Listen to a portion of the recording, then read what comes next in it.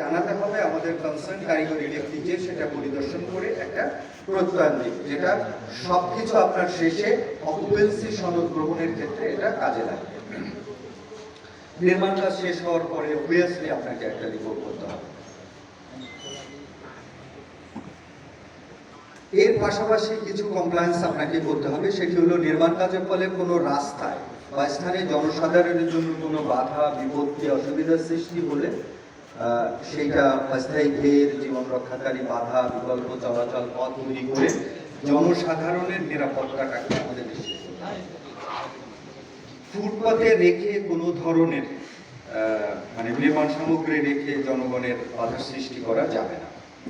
আবার যেটা বলা হচ্ছে আপনি আবাসিক এলাকায় একটা ভবন নির্মাণ করতে চাচ্ছেন, তাহলে যেটা বলা আছে যে সন্ধ্যা 6টা থেকে সকাল 6টা পর্যন্ত যন্ত্রপাতি ব্যবহার বা নির্ধারিত মাত্রার বেশি ডেসিবেলের কোনো শব্দ তৈরি করা যাবে না, যাতে করে পাশাপাশি পার্শ্ববর্তী এলাকায় যে সমস্ত মানুষ বসবাস করে তাদের কোনো ধরনের শব্দ দূষণের শিকার হতে না হয়। নির্মাণ কাজে নিয়োজিত যে সমস্ত শ্রমিক এবং কারিগরি ব্যক্তিবর্গ রয়েছে তাদের সুরক্ষার জন্য আপনাকে যথাযোগ্য, এটা বিএনপিসি পরে বলা আছে, সেগুলো আপনাকে অনুসরণ করতে হবে। যেমন হেলমেট, সেফটি গ্লোভ, সেফটি বুট, অ্যাপ্রন, এগুলো যথাযথভাবে ব্যবহার করতে হবে।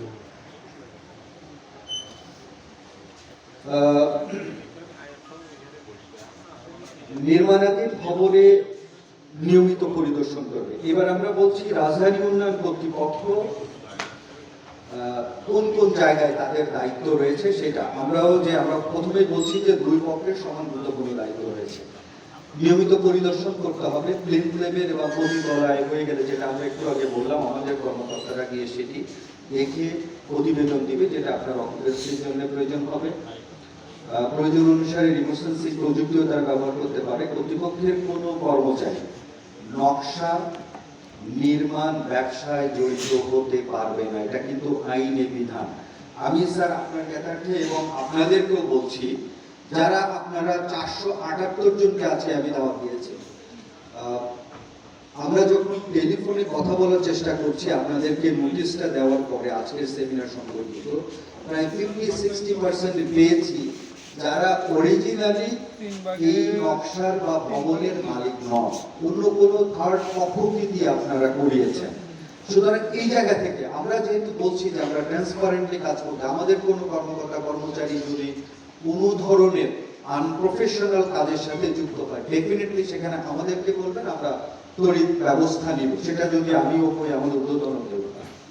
তো সেই জায়গায় আমরা বলছি তারা যদি কোনো ধরনের নকশা প্রণয়ন ইত্যাদি ইত্যাদি কাজের সাথে প্রফেশনালি তারা যেতে পারবে না, এবং সেটা যদি করে কোনো ধরনের আনপ্রফেশনাল কাজ করে এবং দায়িত্ব অবহেলা করে, তাহলে পরে তাদের বিরুদ্ধে শাস্তিমূলক ব্যবস্থা রাজধানী উন্নয়ন কর্তৃপক্ষ নিতে বদ্ধপরিকর, জনগণের কল্যাণার্থে।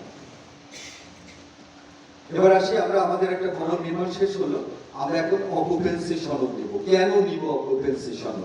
এইটার রেট হলো, আমরা প্রতি বছর প্রায় 10,000 প্ল্যান অ্যাপ্রুভ করি, কিন্তু এর বোধহয় 2% ভবন মালিক বা ডেভেলপার কিন্তু অকুপেন্সি সনদের জন্য আবেদন করে। কিন্তু এটা কেন নেওয়া প্রয়োজন? এটা নিলে পরে আপনার যে নকশাগুলো বলছিলাম সেগুলো অনুযায়ী যে ভবনটা নির্মিত হয়েছে এটা একটা নিরাপত্তা দেয়, আপনার অগ্নি নিরাপত্তা দেয়, ভবনের অনুমোদিত ব্যবহারের একটা নিরাপত্তা দেয়। অর্থাৎ আপনি একটা আবাসিক ভবন নির্মাণের জন্য নকশা নিয়েছিলেন, নির্মাণ করেছেন, কিন্তু আপনি বাণিজ্যিক কাজে ব্যবহার করছেন। বাণিজ্যিক কাজে ব্যবহার করার জন্য ভবনের স্ট্রাকচারাল ডিজাইন কিন্তু ভিন্ন, কারণ ওখানে 2টা সিঁড়ি লাগবে, আপনার অগ্নি নিরাপত্তা আলাদা গিয়ে থাকবে, সেগুলো কিন্তু আবাসিক ভবনে নিশ্চিত করা যায় না।